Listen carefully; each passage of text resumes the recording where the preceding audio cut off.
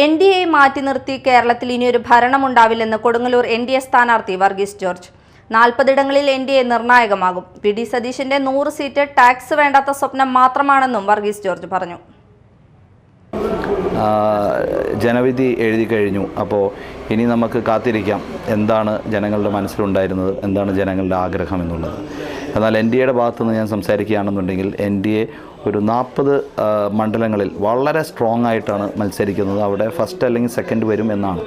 അങ്ങനെ വരികയാണെന്നുണ്ടെങ്കിൽ NDAയുടെ സപ്പോർട്ടില്ലാതെ ഇവിടെ ഒരു ഭരണം കൊണ്ടുവരാൻ സാധിക്കില്ല എന്നുള്ള ഒരു നിലയിലോട്ടാണ് റിസൾട്ട് പോവുക എന്നാണ് അനുമാനിക്കുന്നത്. അതായത് ആർക്കും ഒരു ക്ലിയർ ഭൂരിപക്ഷം ഭരണത്തിലുണ്ടാവില്ല.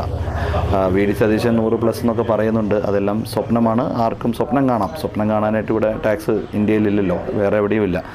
പക്ഷേ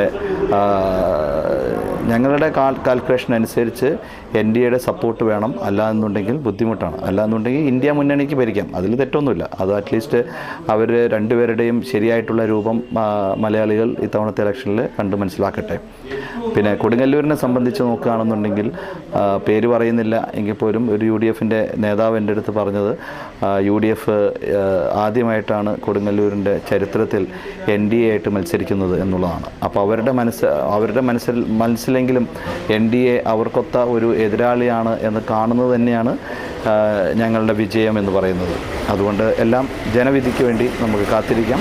ജനവിധി എന്താണെന്നുണ്ടെങ്കിലും അത് ഏറ്റെടുക്കും. പക്ഷേ NDA കളം വിട്ടുപോകില്ല എന്ന് ഞാൻ ഉറപ്പു തരുന്നു. ജനങ്ങളുടെ ഇടയിൽ ഉണ്ടാവും, ചോദ്യങ്ങൾ ചോദിക്കാനും അവരെ സഹായിക്കാനും അവരുടെ പ്രതിനിധിയായിട്ട് ജയിച്ചാലും തോറ്റാലും 2020 BJP NDA സഖ്യം ഇവിടെ കാലുറപ്പിച്ച് തന്നെ ഉണ്ടാവും.